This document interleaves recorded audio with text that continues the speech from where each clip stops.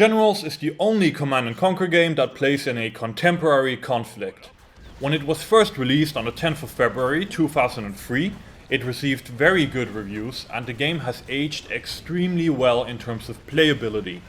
But depending on your worldviews, one might say its reception turned sour much faster than that. Just 6 weeks post-launch to be precise, and the reason for that is the 2003 invasion of Iraq. This is perhaps the most politically incorrect game ever made, even for 2003 standards. It was instantly banned in 2 countries and resulted in some of the most hilarious, half-assed censorship in video game history. In this review, we will revisit the highlights of this video game gem and take a closer look at the historical context with the aim of teaching you something about one of the briefest yet craziest conflicts of modern history. It was a different time, one of LAN parties, Europop and covertly adult-themed children's cartoons. It was after 9/11, but before governments used that event as an excuse to really start slashing civil liberties. Following the World Trade Center attacks, then President of the United States, George W. Bush, famously declared a war on terrorism, and America gained significant public support for more offensive foreign policy. Though when it became clear that a classic invasion of Iraq was imminent, far from everyone supported the move. At this time, Saddam Hussein was the president of Iraq, and ruled as dictator. He had held power since the 1970s, and remained there despite several mostly unsuccessful wars. This includes 2 major conflicts with its neighbors Iran from 1980 to 1988 and with Kuwait in 1990 and 91. During the latter, Iraq had been driven out of Kuwait by a US-led coalition that featured some of the countries which would again participate in this 2003 invasion. George W. Bush's father, George H. W. Bush, was president at the time, making wars with Iraq somewhat of a Bush family tradition. In 2003, the reasons for war were sketchy at best. Saddam Hussein was accused of secretly supporting Al-Qaeda, the organization said to be behind the 9/11 attacks in New York. American Vice President Dick Cheney called Iraq the, quote, geographic base of the terrorists who had us under assault now for many years, but most especially on 9/11. It was also claimed that Iraq had weapons of mass destruction, famously abbreviated to WMDs. These were believed to be chemical or otherwise dirty bombs, the evidence for their existence being entirely based on speculation and outrageously untrue Iraqi eyewitness accounts. Before the invasion, an attempt was made to verify these eyewitness accounts, and the UN sent inspectors to Iraq to determine if there was any truth to the claims. Their work remained inconclusive. The reason for this will be revealed later in the video. With the uncertainty of contradicting sources, the invasion was given a go-ahead. The mission statement was to disarm Iraq of weapons of mass destruction, to end Saddam Hussein's support for terrorism, and to free the Iraqi people. The United States would head a new coalition made up of the United Kingdom, Australia, and Poland, with the support of other NATO countries and local rebel forces. But many otherwise US-friendly Western nations refused to follow, and millions upon millions of people around the world took to the streets to protest. February 15, 2003 still holds the Guinness World Record for the largest ever anti-war rally, with 3 million people attending in Rome, Italy. One day before this, generals had been released in Europe. The timing was simply perfect. People were sitting in front of their computers starting up the campaign of generals, while outside the real thing was about to go down. And what a glorious campaign it was. Your first mission? The Siege of Baghdad, Iraq. End all enemy resistance. Generals takes you to real landmarks all over the world, many of which can be blown up. It features every war crime in the book committed by all of its 3 playable factions. The plot goes something like this. There are 2 superpowers, the USA and China. They are under threat by something called the Global Liberation Army, the GLA, a borderless organization of Middle Eastern-looking terrorists. If that sounds familiar, it's not just you. During the campaign, you get to play all 3 factions, each of which is very unique in terms of playstyle and design. In typical Command & Conquer fashion, there is no lack of voice acting and cutscenes. Though unfortunately they did leave out the hilarious live action sequences some previous games in the series had. Get it back.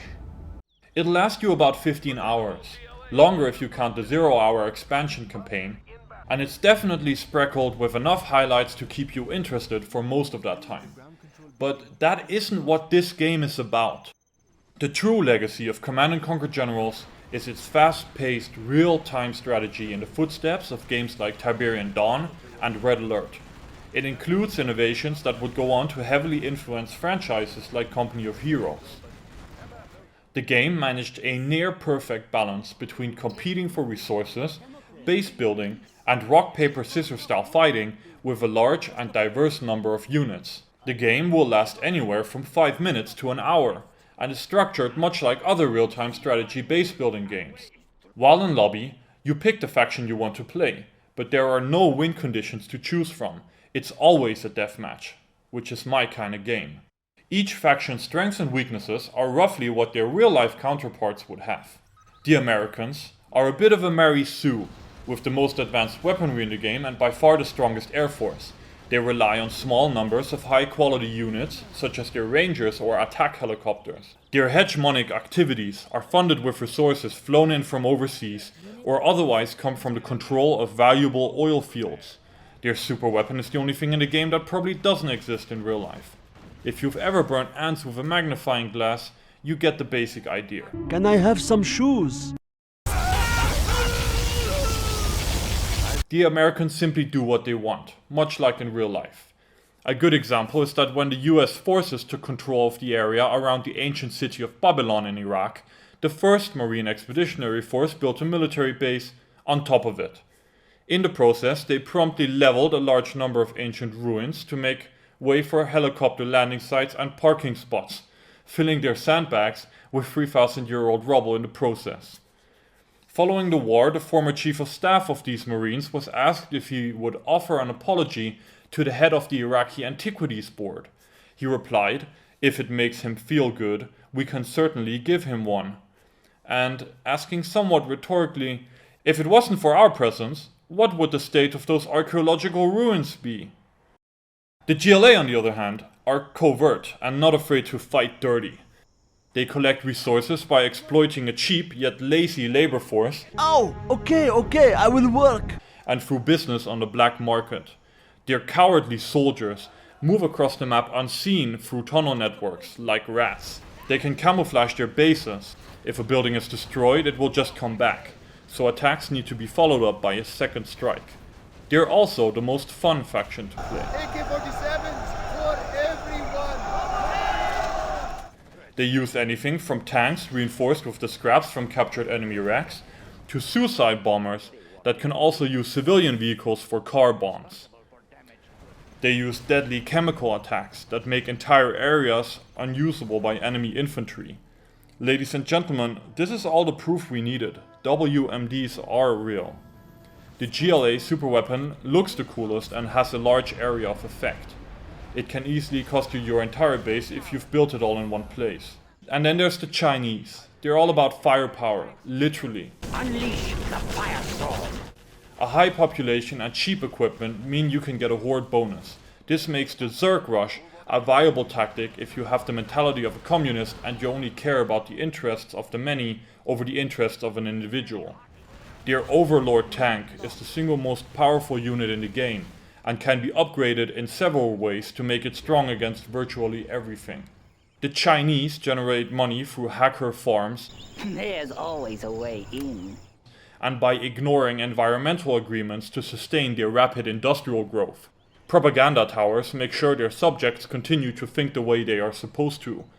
In the game, this is portrayed similarly.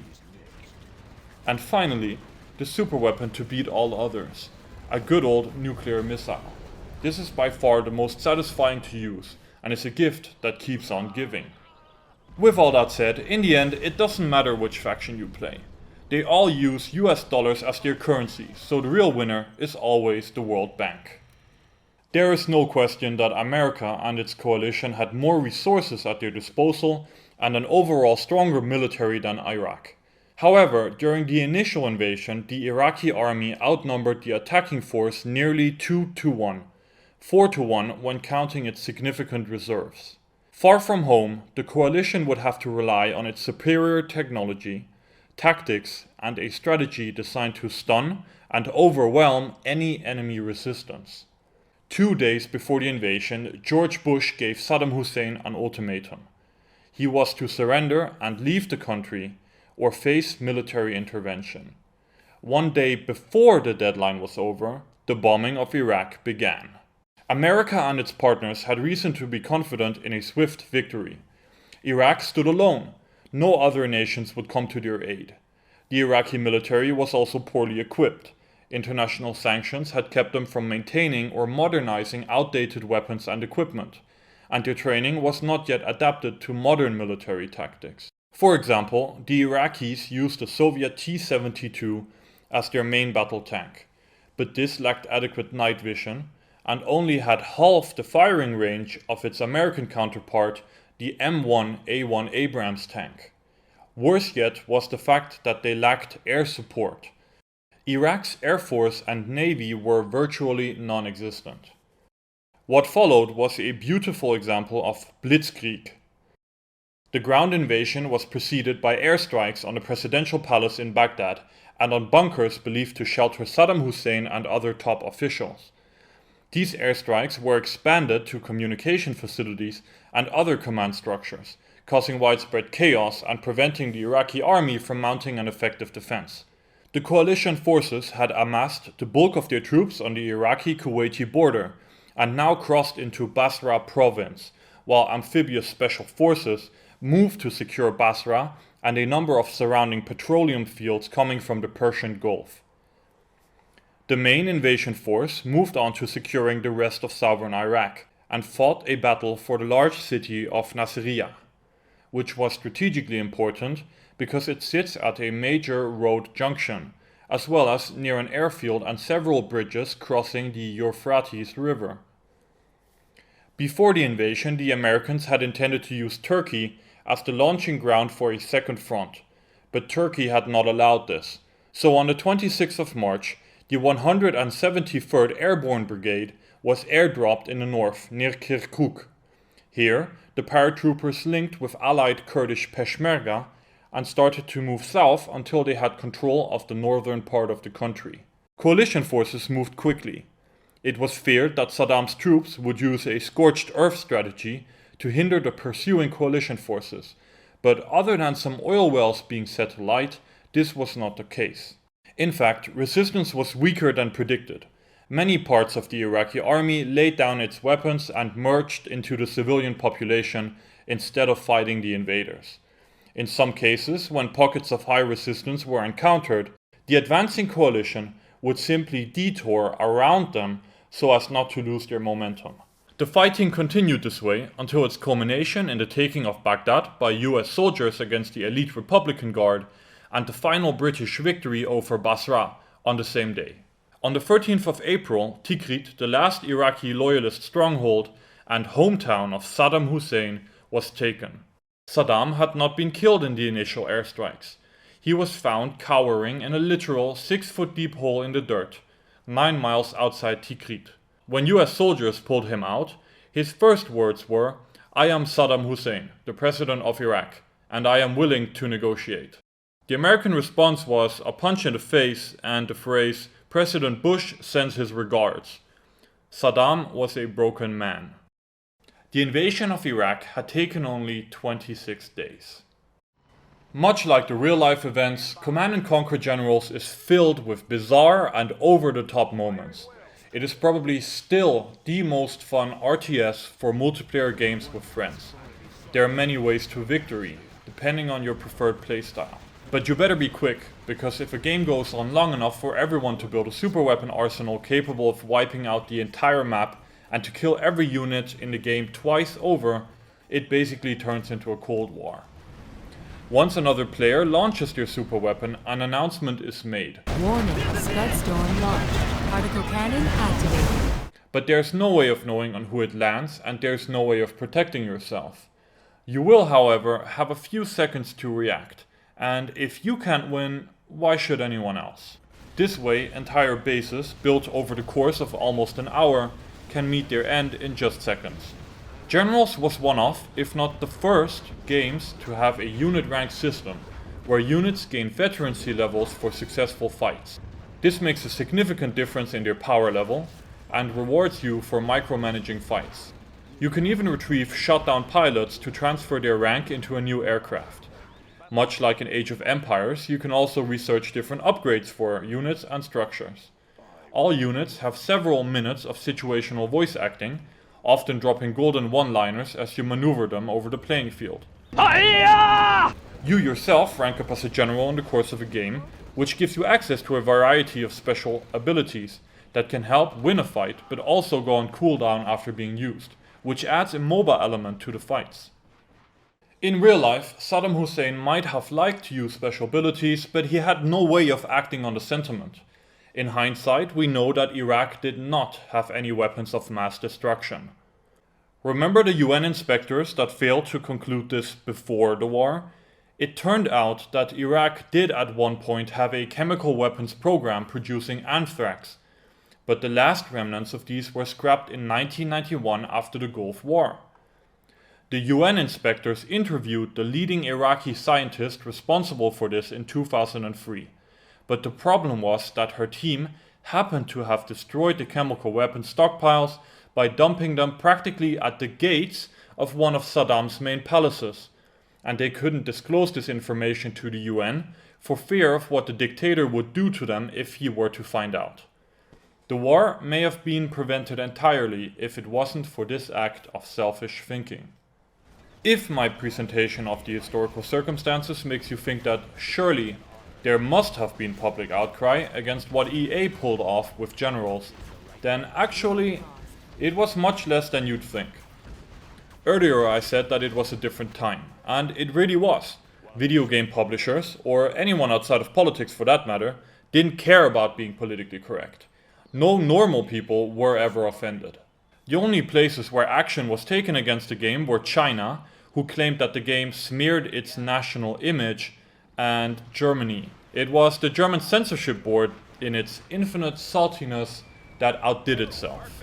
They removed any reference to real-life places, for example renaming Baghdad to Twin Sword City, and they changed all faction names. The United States of America were renamed to the Western Alliance. China was renamed to the Asian Pact. But here's the real kicker. Every human unit in the game was changed to a cyborg or robot. Game artwork and portraits were made to accommodate this change. They even changed the mission names to fit this new plot, for example turning the mission Operation Final Justice into Zone Desert Simulation Slaughter of the Machines. What a time it was! The reasons for invading Iraq all turned out to be bogus. George Tenet, the same director of Central Intelligence that once reassured President Bush that it's a slam dunk case that Saddam Hussein had weapons of mass destruction, would later go on to say, "We could never verify that there was any Iraqi authority, direction and control, complicity with Al-Qaeda for 9/11 or any operational act against America, period."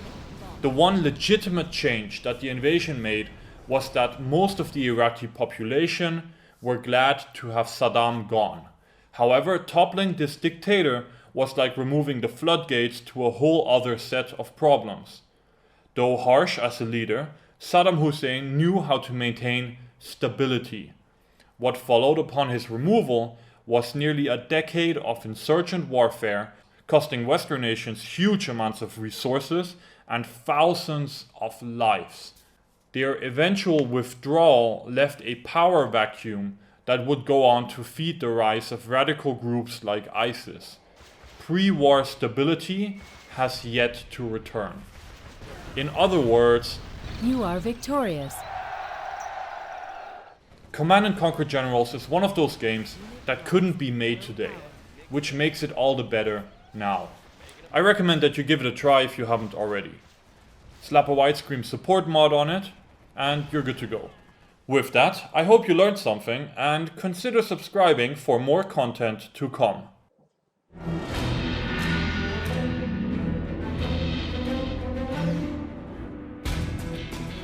In the modern world, great leaders resolve their conflicts with words.